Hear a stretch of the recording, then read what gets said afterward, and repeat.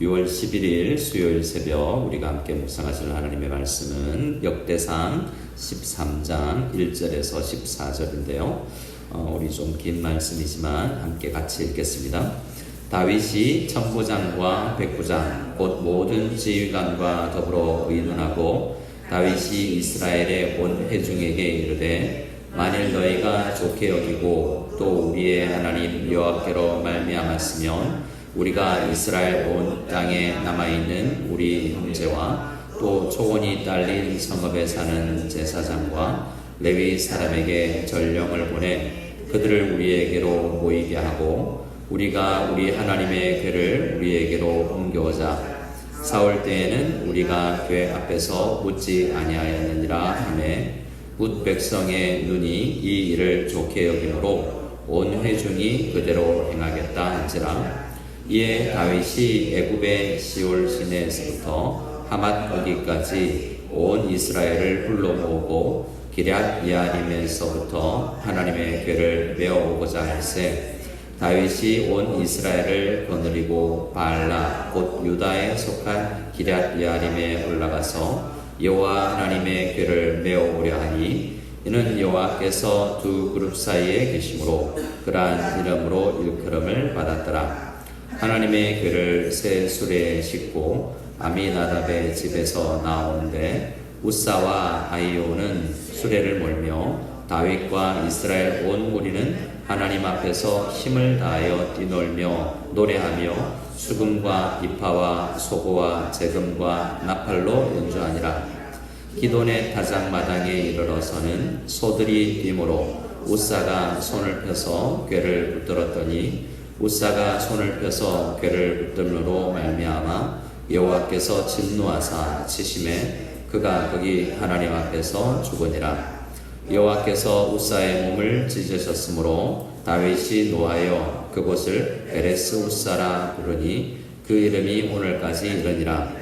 그날에 다윗이 하나님을 두려워하여 이르되 내가 어떻게 하나님의 궤를 내 곳으로 오게 하리오 하고 다윗이 궤를 옮겨 자기가 있는 다윗성으로 메어들이지 못하고 그 대신 가드 사람 오벳 에돔의 집으로 메어가니라. 하나님의 궤가 오벳 에돔의 집에서 그의 가족과 함께 석 달을 있으니라. 여호와께서 오벳 에돔의 집과 그의 모든 소유에 복을 내리셨더라. 아멘. 오늘 말씀에 보면 다윗이 여호와의 언약궤, 우리가 잘 아는 성막 안에 있던 그 언약궤를 메어오는 이야기를 우리는 읽어 나갑니다. 근데 이 이야기가 13장에서부터 오늘 우리가 읽은 13장에서부터 4장, 15장, 16장까지 4장이나 길게 이야기되고 있어요.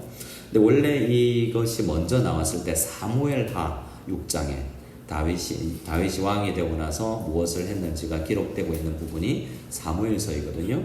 근데 사무엘서는 6장 한 장에 딱 다루고 있습니다. 근데 역대기에서는 이걸 아주 더 자세하게 그 이후에 쓴 글이지만 4장을 통해서 아주 길게 이야기하고 있는 거죠. 게다가 사무엘서를 보면 역사 순서로 보면 이 일은 나중에 있는 일이에요. 다윗이 한 건 왕궁 건축을 하고 자녀 문제 블레셋과의 전쟁도 하고 여러 일들이 있고 난 다음에 다윗이 6장에 가서 이걸 해야 되겠다라고 이야기를 하거든요. 그런데 이 역대기는 아마 에스라 선지자는 에스라는 이것을 쓰면서 이게 다윗의 인생에서 아주 중요한 일이다. 다윗을 생각할 때 이 언약궤를 배우는 일이 우리가 묵상해야 될 굉장히 중요한 일이다라고 해서 우리가 그 역사적 순서와는 상관없이 지금 이것을 다루고 있는 것을 보게 됩니다. 자, 그러면 왜 이게 그렇게 중요한가를 살펴볼 때 10장의 말씀을 보면 이 사울 왕이 왜 하나님 앞에 배위를 당하고 죽었습니까? 10장 13절에 사울이 죽은 것은 여호와께 범죄하였기 때문인데 그가 여호와의 말씀을 지키지 아니하고 또 신접한 자에게 가르치기를 청하고 한번 따라해 보실까요? 여호와께 묻지 아니하였으므로 여호와께 묻지 아니하였으므로. 이 말은 다윗이 사울 왕이 배위가 된 아주 중요한 이유가 다윗 하나님 앞에 묻지 아니하였기 때문이다 라고 이야기를 하고 있습니다. 근데 오늘 이 다윗은 보십시오. 3절 말씀에 백성들을 다 불러 모아놓고 13장 3절에 이렇게 이야기하고 있습니다. 같이 읽어볼까요? 우리가 우리 하나님의 궤를 우리에게로 옮겨오자. 사울 때에는 우리가 궤 앞에서 묻지 아니하였느니라 하매. 보세요. 다윗이 언약궤를 메워서 예루살렘으로 메워와야 되겠다라고 생각한 그 이유가 우리가 하나님 앞에 언약궤 앞에서 하나님 앞에 기도하고 묻는 것, 이것이 굉장히 중요하다는 것을 깨달았기 때문인 것이죠.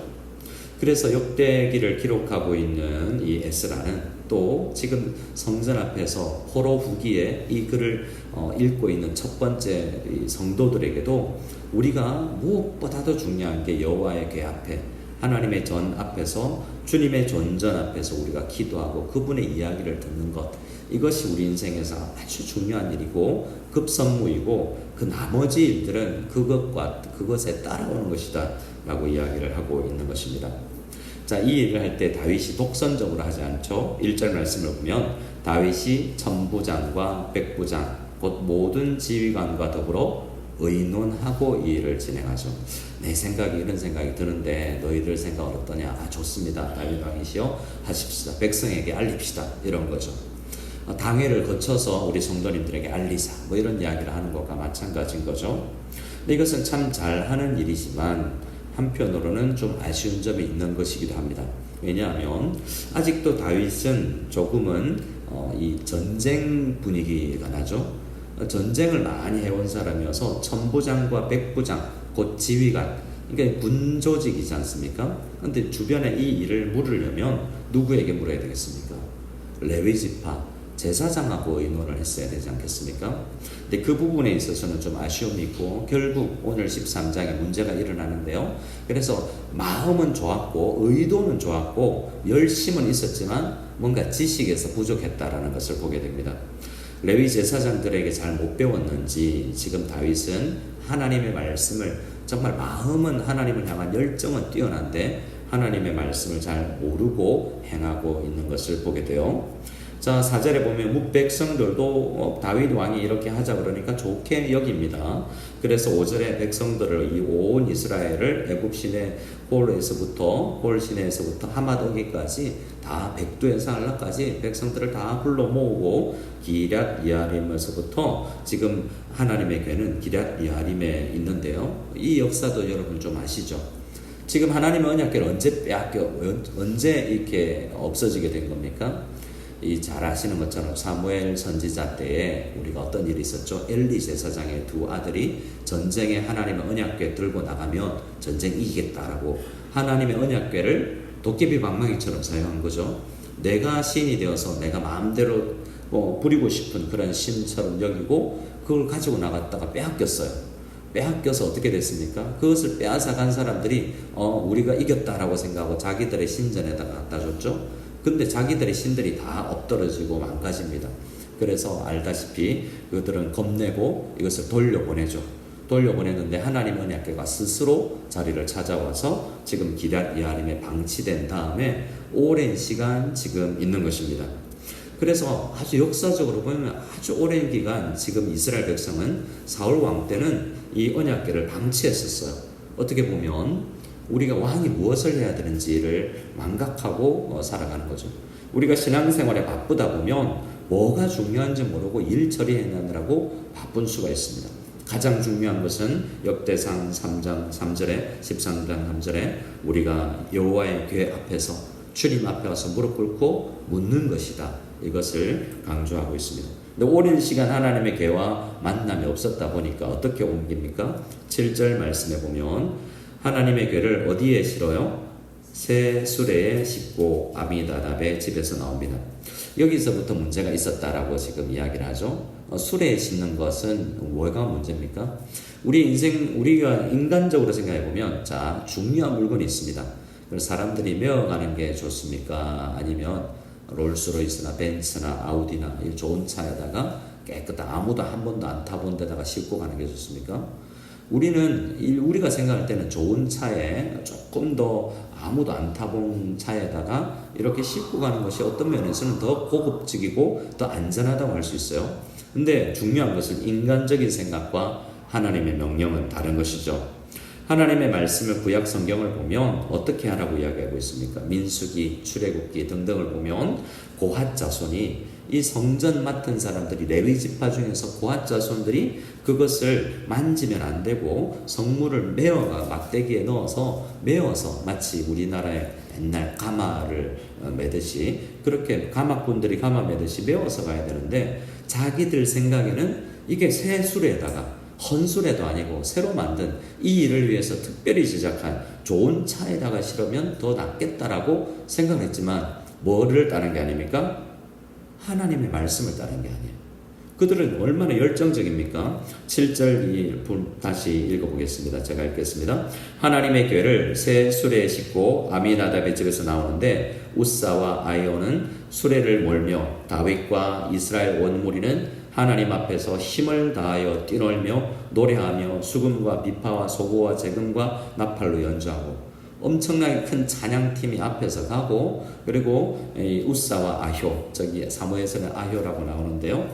이 아효는 그 앞에서 수레를 몰고 가면 이 모습이 아주 보기에는 좋았을 겁니다. 열정적이죠. 열심히 있습니다. 하지만 우리의 열심과 열정이 다가 아닌 거예요. 아무리 열심히 해도 하나님의 말씀을 따르지 아니하고 여호와께 묻지 아니하는 것은 잘못된 열심입니다. 사울이 그랬죠. 사울이 바울이라고 알려진 우리 사울도 열심히 있었습니다. 근데 그 열심으로 뭘 했죠? 교회를 핍박했죠. 열심히 다가 아니고 올바른 방향과 하나님의 말씀이 있어야 되는데 메어가야 되는 것을 깨닫지 못하고 있었던 것이고 3개월 뒤에 하나님의 말씀을 다윗이 다시 레위 지파들과 묵상하다가 우리가 그거 몰랐구나 라고 깨닫고 다시 이제 메어 나가는 모습을 보게 됩니다. 어떤 일이 일어납니까? 9절에 기돈의 타작마당에 이르러서는 뭐가 띠므로? 소들이 띠므로. 소가 띠면 어떻게 되겠습니까? 소 뒤에 이제 수레가 끌려가는데 수레가 어떻게 되겠어요? 수레가 흔들리겠죠? 수레가 흔들리면 어떻게 될까요? 그 위에 실려있는 하나님의 언약궤가 흔들리고 넘어지겠죠? 어떻게 해야 되죠? 그런데 그거 붙잡았다고 죽잖아요. 지금 보세요. 10절에 우사가 손을 펴서 궤를 붙들었더니 우사가 손을 펴서 궤를 붙들므로 말미암아 여호와께서 진노하사 치심에 그가 거기 하나님 앞에서 죽으니라. 이거 어떻게 해야 되죠? 넘어지도록 하나님 언약궤가 넘어지도록 방치해야 되는가? 이게 무의식적으로 이렇게 손이 나갔지 않았을까요? 이제 그런 생각을 해보는 거죠. 이해는 잘 안 되지만 하나님께서 이 언약궤에 손대지 말라고 그랬거든요. 그렇기 때문에 하나님의 말씀이 말씀대로 하지 않는다는 것을 지금은 이것이 보여주시는 거죠. 아마도 우사와 아요가 우사가 그랬다는 것은 이 수레 앞에 몰고 나가면 뭔가 어색하고 다윗 왕 앞에서 이제 우리 집이 오랫동안 이 하나님의 궤를 보관하고 있었기 때문에 내가 한 자리 하겠구나 라는 잘못된 생각과 함께 뭔가 백성들 앞에서 수레 앞에서 끌고 나가는 어떤 잘못된 입장도 있었을 것이며 소가 갑자기 뛴 이유도 있었겠죠. 하나님은 한 사람의 죽음보다 더 중요한 진리를 가르쳐주기 위해서 하나님의 말씀을 제대로 지켜야 산다라는 것을 가르쳐주기 위해서 때로는 한 사람을 죽이기까지 합니다. 우리가 신약 성경에 와서 헌금 잘못했다고 아나니아와 삽비라가 하루아침에 죽잖아요. 그러면 어떤 사람이 이야기해서 어떤 목사님이 설교하다가 그러면 오늘날 교회의 절반은 공동묘지로 써야 된다라고 헌금 잘못하다가 죽으면 우리들 중에서도 헌금 잘못하는 사람 주일학교 엄마가 헌금 줬는데 가다가 과자 사 먹은 애들은 죽으면 어떡해요? 그런데 하나님께서는 아주 특별하게 헌금 잘못해도 하나님 다 죽이지 않잖아요. 이런 날 한 번의 이런 일들을 통해서 성경에 기록되게 해서 이것이 얼마나 중요한지를 우리에게 깨닫게 해주시는 거죠. 우사가 그렇게 순교자로 죽었는지는 모르지만 하나님의 말씀대로 하지 않는 것이 목숨보다 중요한 것이구나, 목숨을 잃는 일이구나라는 것을 생각합니다. 그래서 베레스 우사라는 하나님께서 분노하셨다라는 이야기로 그 지역 이름이 정해지고요. 12절에 그날에 다윗이 어떻게 됩니까? 12절을 같이 읽어보겠습니다. 그날에 다윗이 하나님을 두려워하여 이르되 내가 어떻게 하나님의 궤를 내 곳으로 오게 하리요 하고. 지금 어떻습니까? 다윗의 마음에는 이 언약궤를 메어오겠다는 아주 열정이 넘치다가 확 식었어요. 신앙생활의 열정으로 내가 열심히 해봐야 되겠다 했는데 어떤 계기로 확 식었어요. 하나님의 언약궤 못 가져오겠다. 두려움이 가득 차버렸죠. 한 사람의 죽음 앞에서 이렇게 되었습니다. 다윗이 그 다음에 두려움에 떨고 있다가 이것을 회복하게 되는 계기가 또 말씀 묵상을 통해서 있겠지만, 지금 다윗의 상황은 하나님을 온전히 바라보지 못하고 좀 더 두려움을 크게, 경외가 아니라 두려움으로 사로잡혀 있는 것을 보게 됩니다. 우리가 신앙생활 하면서도 하나님을 오해할 수 있습니다. 우리가 열심히 기도했는데 우리 아버지 우리 어머니 병 안 고쳐주실 때, 우리가 열심히 기도했는데 뭔가 내 마음대로 안 될 때 하나님이 두렵고 하나님이 원망스럽고 하나님이 싫어질 때도 옵니다. 근데 회복해야 돼요. 하나님께서 어느 계기로 회복을 시키냐면, 이때 이제 어떻게 하죠? 언약궤를 어찌할 수 없어서 오벳 에돔이라는 사람 집에 두어주게 되는데요. 우리 말씀 14절 마지막 절만 읽고 마치겠습니다. 14절입니다. 하나님의 궤가 오벳 에돔의 집에서 그의 가족과 함께 석 달을 있으니라. 여호와께서 오벳 에돔의 집과 그의 모든 소유에 복을 내리셨더라.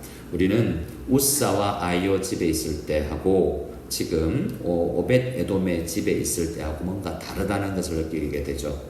사람들이 이름이 나오는데 뭐가 구체적으로 다른지는 모르지만, 한 집안은 그 같은 언약궤를 모시고 있다가 망하게 되고, 한 집안은 여호와께서 오벳 에돔과 그의 집의 모든 소유에 뭘 내려요? 복을 내리는 것을 볼 수 있습니다.